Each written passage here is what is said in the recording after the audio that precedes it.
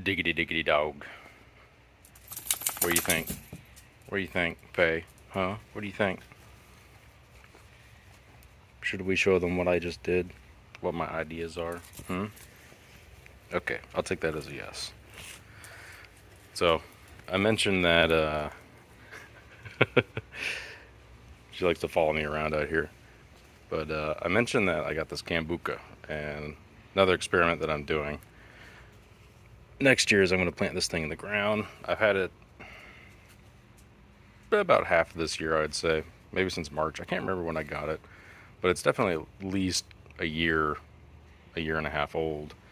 But you know, Cambucas are pretty big, and they're not like Jaboticabas where you can keep them in a pot for pretty much their entire life. So, thinking ahead, some things that I've been doing over here is any of my little seedlings that I've been growing.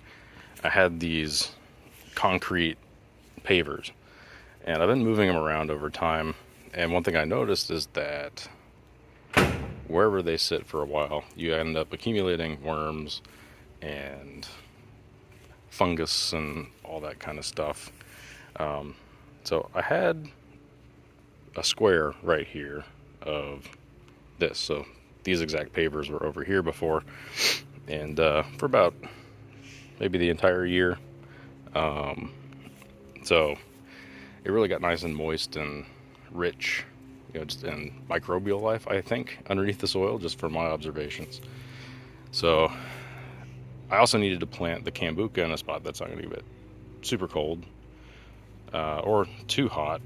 I think it could probably handle the heat, but you know, the idea back here is density because I'm in zone 9B. You know, eventually, ideally, all this stuff will be grown up and kind of insulate each other when it does get cold every now and then here. So I think the coolest I've seen is like 28 degrees. And one thing about the Tampa area is when it gets down to, you know, even though we're zone 9B, the low temps are, you know, I think like 26 for a 9B. Yeah, they can get pretty cold, but it's only for like an hour in the morning and like right before the sun comes up. So as long as you can, you know, maintain a microclimate, you can grow some tropical stuff here. You know, lots of people in the neighborhood have mango trees. Like I've got a few mangoes over there. They get burnt every now and then during the winter, but they pull through. So makes me think Cambuca could probably do pretty good because I've heard they can take down to 25 when they get mature. But anyways, so thinking ahead, and I really want to make the soil rich here because, you know, this is a, you know, housing development.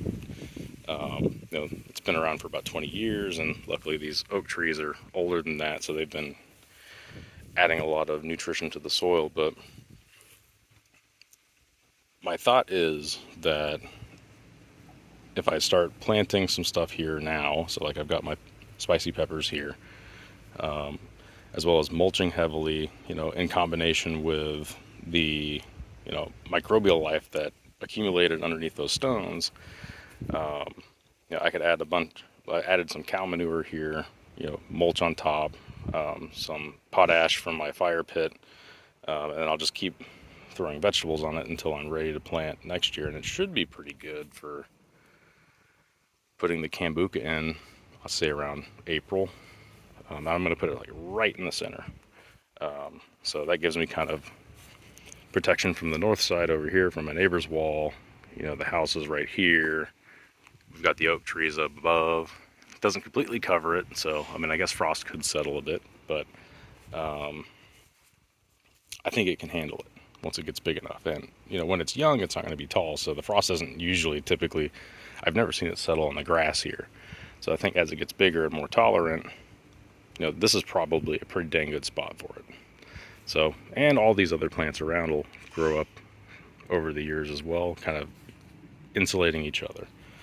So, see what happens. Keep everyone posted on the Cambuca Saga. If y'all think I'm doing something wrong or have any other things you think I could do before planting this thing in the ground next year, let me know your thoughts. But other than that, keep on growing.